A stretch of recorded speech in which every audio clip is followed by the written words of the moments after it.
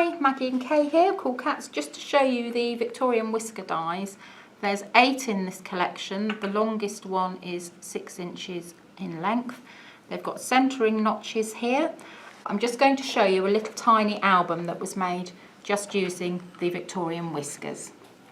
This is an album page, and this is just using the Victorian whiskers, cutting into the decorative paper and just creating tuck-in pockets. But you can see the decorative paper's not damaged at all. Well, it's got the cuts in, but the actual image isn't damaged at all. So turn the page, and here you've just got 2 base pockets, cut in, cut out. And this is a really good way, just using a whiskers dies, if you're just starting out on your album journey and you don't want anything too difficult to start with. Here, we've angled them, so you've got multiple pockets, but they're diagonal.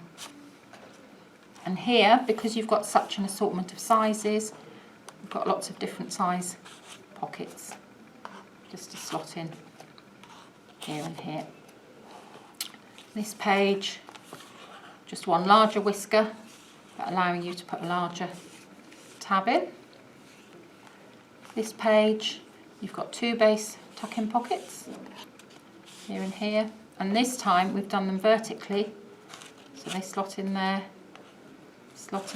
and there is actually another one that you can slot into there.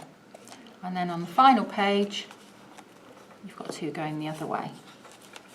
So that's a very simple way to start a simple album, really, if you're not quite sure, but these dies are really, really useful for that. Don't forget, though, that you can use them for card making, cutting decorative card edges, all sorts of things. Thank you.